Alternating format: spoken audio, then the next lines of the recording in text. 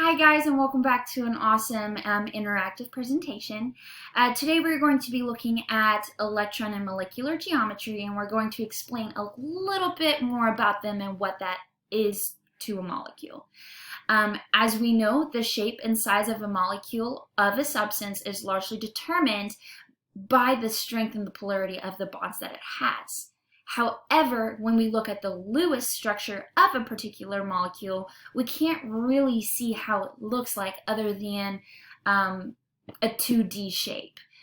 For instance, if you look at the Lewis structure of carbon tetrachloride, you can see that there's 4 chlorine atoms that are bonded to a central carbon atom, but you cannot really see how that molecule looks like or how it really is designed and put together. So that is kind of what we're going to be looking at today. As we know, that electron geometry and molecular geometry basically is the arrangement of electrons or atoms around a central atom in a 3-dimensional space. Let's just take a little bit of a closer look on what that actually means. So for example, we're going to look at CO2. As we know, CO2 is actually a linear compound, which means it has 2 electron groups. So it involves a central atom with 2 pairs of bonding electrons at the arrangement of about 180 degrees, which is basically a straight line if we know from basic high school geometry. This is possible. This is the only possible shape of a linear geometry. The electron geometry and molecular geometry are most of the time the same. So an example of that, as I pull up my balloons, is if we look at CO2, it will look like this. It will have a linear 2 atoms. It will have no lone pairs. All the atoms will be bonded together in such a manner. So that is a linear geometry, as I'm showing you. Okay, now let's take another example. Our next example is SO2. SO2 is a trigonal planar molecule. So what really does that mean? So a trigonal planar electron geometry is where you have a central atom with 3 pairs of bonding electrons in a 120-degree angle from each other.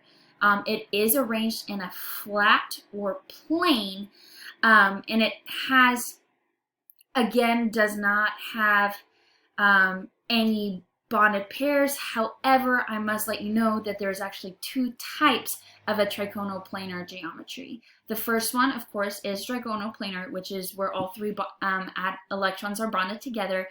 But then you also get a bent trigonal example, and basically what that means is you have 2 atoms that are bonded, but then you have a 1 lone pair. Here the molecular geometry does differ from the electron geometry, and as stated above, the bond angle will be a little bit more than 180 degrees. So when we're looking at just a trigonal planar geometry, it will look like this, which it will be in a flat plane, so it will look like this. But as you can see, you have 3 bonded pairs as shown with the same color of purple. Our other example, and SO2 is going to look like this. All right. So our next one that we're going to be looking at is called tetrahedral. I do find this one to be the more common type in molecules, just based off of our past homework and other assignments we've had to complete in this class. But a tetrahedral electron geometry is where you have a central atom that is surrounded by 4 pairs of bonded electrons. Normally the angle for a tetrahedral geometry would be 109.5 degrees from each other, which basically forms a shape that resembles a tetrahedron. In this one, again, you can get different types. So if you have a tetrahedral, all 4 pairs will be bonded together. If you have a trigonal pyramidal, however, you'll have 3 atoms that are bonded together and then 1 lone pair of electrons. And then if you have a bent tetrahedral electron geometry, you're looking at 2 atoms that are bonded with 2 lone pairs. But for our example, which we're going to be using H2O, it looks like this, where you have 3 at the bottom and 1 at the top, and it creates 4 bonded pairs of electrons. So H2O actually does have a bent geometry, but this is how a normal tetrahedral will look like.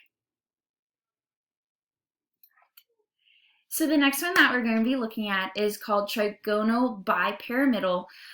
This is where you have a central atom with 5 pairs of bonded electron pairs. The geometrical name normally comes from the shape of 3 pairs in a plane at 120 degrees.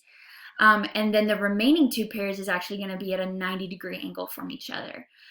The shape will often resemble 2 pyramids with a triangular base attached together.